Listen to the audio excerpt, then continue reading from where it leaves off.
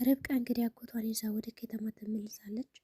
አጎቷ እንግዲህ በጣም ርብቃን ይወዳታል። በዚህ መካከል እንግዲህ አንድ የተደበቀ ሚስጥርም አለ በማለት ርብቃ እንድትነቃ አድርጓታል። አቤልም እንግዲህ እስካሁን አላመነም። ቤቱን ሰው ወስዶታል ተብሎ ውጡ ተብሎ ነው ሰዎች ለምን እንደወጡ ራሱ እስካሁን ግልጽ የሆነልን ነገር የለም። ነገር ግን ርብቃ የአቤል እጅ እንዳለብን ነው የተረዳችው። በሌላ በኩል እንግዲህ አጎትየው አስተዋይ ሳይሆን አይቀርም። የአልማዝን ፎቶ ሲያይ እንግዲህ ከዚህ በፊት እንዲህ ይቺ አልማዝ አይደለሽ ማለት ነበር ማሚን ለርብቃ የነገራት። ነገር ግን የርብቃ አጎትና አልማዝ ምንድን ነው ስራቸው? እንዴት ፎቶዋን ሲያይ ደነገጠ? ይሁን እንጂ እነ ርብቃም እንግዲህ ለማንም ኮሽታ ሳያሰሙ ነበር የመጡት። እንደዚህ ማድረጋቸው በጣም ደስ ይላል። ለምሳሌ አሁን ደውለው ልንመጣ ነው ተዘጋጁ ቢሏቸው በእርግጠኝነት ወዲያውኑ የፋይሉንም ምኑንም ያጠፋፉት ነበር። ግን ምንድን ያደረጉት ሰተት ብሎ ነው የመጡ ማለት ነው። እንግዲህ አቤል ያልጠበቀው ነገር ሆኖበታል። አዩ ራሱ በጣም ደንግጧል።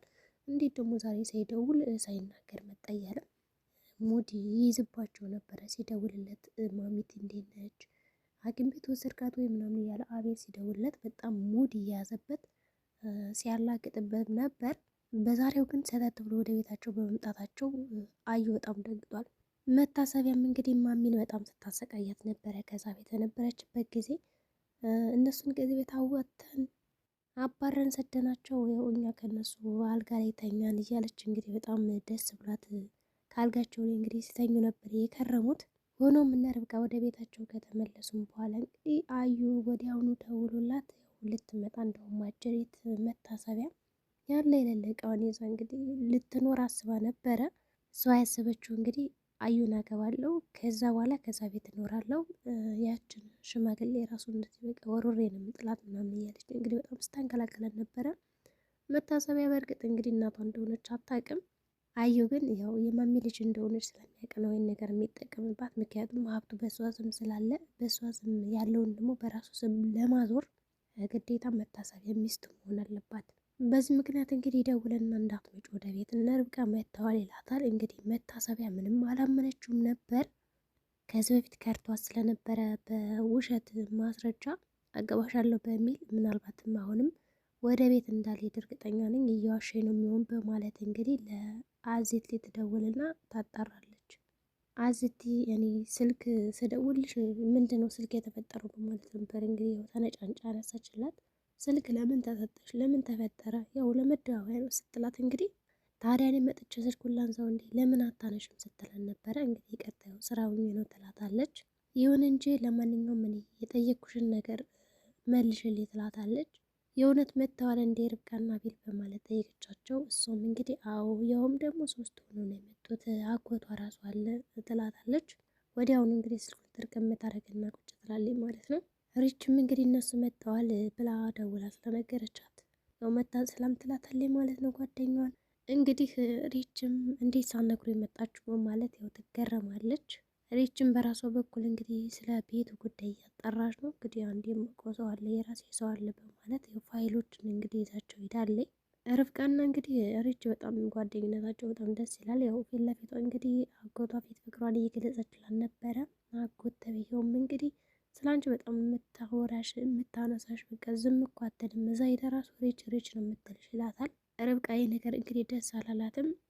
ይኸውልህ አጎቴ ስለ እኔ እኮ እንደው ፍቅሯን ከምትናገር ብትሞት ትመርጣለች የሚል ምላሽ ነበር የመለሰችለት። ሪችም እንግዲህ አቶ አዩዌልም ያው ቁጭ ብሎ እያዳመጣቸው ነው። ማሚትም እንግዲህ ታዲያስ እንዴት ነው ተሽሎሻል በማለት ርብቃ ጠየቀቻት። ግን ደግሞ ምንም አይነት መልስ እየሰጠች አልነበረም። ይሁን እንጂ ቆይ እንዴት አልተሻላትም አዩ ብላ ጠይቀዋለች። ዶክተሩ እኮ በአጭር ጊዜ ውስጥ ይሻላታል ብሎን ነበረ፣ ሐኪም ቤት እየወሰድካት አልነበረም እንዲህ ሲባል አረ ወስጃታለሁ ተንከባክቤያታለሁ ነው ያለው። ማሚቲ ግን በጣም እያስመሰለች ነው። ምክንያቱም ትናገራለች፣ ታወራለች። ያው ቆማ መሄድ ሳትችል አትቀርም በእርግጠኝነት። ነገር ግን ያዩን ጨዋታ እንግዲህ ለማስቆም ይመስለኛል እንደዚህ የማትናገርና የማታይ እንዲሁም ደግሞ የማትሰማ በእርግጥ ያው ትሰማለች ብቻ እንዳልተሻላት እያስነገረች አይደለም። ይሁን እንጂ እንግዲህ ርብቃን በቃ ይሻላታል አይዞሽ ማለት ያው ወደ መኝታ ክፍል ይሄዳሉ ማለት ነው እንግዲህ ሊያርፉ። አጎቷም እንግዲህ በቃ እስኪ እኔም ወደ መኝታ ክፍል ልሄድ አሳየኝ ይላታል። ያው ወደ መኝታ ክፍል ይሄዳሉ ማለት ነው። አዩ እንግዲህ በጣም ነው የተናደደው፣ ምክንያቱም ሳያስቡት ስለመጡበት። ቆይ እኔ ግን እንዴት ነው እናንተ አልወጣችሁም እስካሁን? አዜብቲ ምን ታደርጋለች እስካሁን ብሎ ሲጠይቀው እንግዲህ ወንድሙ ያው ሄዳ ነበረ ግን መጣች ተመልሳኛ በጣም ስለምንፈልጋት ማሚቲ በጣም ከብዳን ነበር ይላል። ያው አዩ እንግዲህ ምክንያት አያጣም፣ ለብዙ ነገሮች ምክንያት ይደረድራል። ይህንን አጋጣሚ በመጠቀም እንግዲህ ሳይነቃበት እኛ ስንወጣ ምናልባት አብራን ትወጣለች በማለት አምጥተናታል ይለዋል ማለት ነው። አቤልም ያምናል። እንደዛ ከሆነ ሳሪፍ ነው እንኳን መጣሽ በማለት እንግዲህ ያወደስጥር ማለት ነው። አዩና መታሰቢያ ደግሞ ያሰቡት ነገር ምንድን ነው? ልጁን የገደለችው መታሰቢያ እንደሆነች ሳይሆን አዝቴ እንደገደለችው እንግዲህ ለርብቃና ለአቤል መጨረሻ ላይ ተናግረው እሷን ማሳሰር ነው የሚፈልጉት። እነሱ ነፃ ይሆናሉ። አጎትም እንግዲህ ታዲያ ሳት ወየው እንዴት ነው አንተ ወንድሙ ነው ወይስ ምንድን ነው ብሎ እንግዲህ ለማናገር ሲሞክር አዩ እንግዲህ በጣም እያመናጨቀው ነበረ። እንግዲህ የርብቃን አጎት ታዲያን የሚያገባኝ አጎትነቱ እኮ ለእሷ ነው እንጂ ላንተ አይደለም እያለ ራሱ አቤልን ሲያንከላክለው ነበር። አቤልም እንግዲህ ኧረ ስነ ስርዓት ይኖር አንተ ልጅ ቢያንስ እንኳን ትልቅ ሰው ነው አክብረው እያለው ነበር። ግን ደግሞ አዩ ጣጣ የለበትም ማለት ነው፣ እንደመጣለት ነው የሚናገረው። እንግዲህ አጎት ተብዬውም እንግዲህ የርብቃ ምንም ችግር የለውም በማለት ያው ይመልሳል። ግን እስኪያምጠው የዚህ ቤት ካርታና ፕላን ይኸው ባንተ ስም ነው ልየው ይለዋል እንግዲህ አቤልን። አቤል ደግሞ አየ ወረቀት ከኔ ጋር አይደለም ያለ አሁን ላይ ከእዩ ጋር ነው ሲለው እንግዲህ አዩን እስኪያምጠው ልየው ይለዋል ማለት ነው። ምክንያቱም ያ የውርስ ወረቀት ለአቤል እንደተተወ የታወቀ ነው፣ ግን ደግሞ ተጭበርብሯል። ስለዚህ አዩ ምንድን ያደረገው የለም አላውቅም ምናምን አላለም። ብድግ ብሎ ወደ መኝታ ክፍል ይሄዳል። ምክንያቱም ወረቀቱን ሊመጣ ነው የሄደው። ግን ከገባ በኋላ ምን ይዞ ይውጣ? ተመልሶ ሲመጣ ግን ባሮቹን ነው የመጣው ማለት ነው። ከመጣም በኋላ የለም አላለም፣ እኔ እንጃ የት እንደሄደ አላወቅኩም ይለዋል። ጠፋ ይላል ማለት ነው እንግዲህ ሰነዱ። ከዛ በተጨማሪ እሺ ችግር የለም በማለት እንግዲህ ያው ሌላ ቀን ስታገኘው አምጣው ይባልና ይሄዳል። እንግዲህ አጀሬት ርብቃና ሪችም ቁጭ ብለው ብቻቸውን እያወሩ ነበረ። ያው አቤልን እንበቀለዋለን አሁን እሱ ተበቀልኳችሁ ብሎ ሲያስብ እኛ እንቀድመዋለን ይላሉ። እንግዲህ ልጇን ያው ከተቀመሽ በኋላ ነቃች መሰለኝ። ጓደኛዋ ሪች ራሱ ቆይ አንቺ ግን የማውቅሽ ርብቃ ነሽ ወይስ ሌላ ነሽ እያለች ተገርማባት ነበረ። ከመቼ ወዲህ ነው ሌላ ሰው የሆንሽ በማለት ስጠይቃት ያው ልጅን ከተቀሙ በኋላ ሌላ ሰው ሆኛለሁ ትላታለች ማለት ነው። እሺ እንደዛ ከሆነ ችግር የለም እኔ ራሱ አዩን እንደዚህ ለማድረግ ነው ትላታለች ማለት ነው። ተመልሰው እንግዲህ ወደ ቤት ከመጡ በኋላ የአጎትነት የልጅነት ጨዋታ በጣም እየተጨዋወቱ አዩ ደግሞ በጣም ድብር አድርጎን ነበር። ምክንያቱም ስለ አስተዳደጋቸው ስለ ጓደኝነታቸው እንዲሁም ደግሞ እንዴት እንደሚያወሩ እንደሚጫወቱ ከርብቃ ጋር እና ከሪች ጋር አጎታቸው ተጨምሮ ሲጨዋወቱ ከማሚቲ ቤት እንግዲህ አዩ በጣም ሰለቹ ነው። እንደዚህ አይነት ነገር አይመቸውም። እሱ ምንድን ያደረገው ድብር አደረገውና አዩ ምን ነው ተጫወት እንጂ አብረህ ምናምን ሲሉት አይ እኔ ፊልም እያየሁ ነው ይላቸዋል ማለት ነው።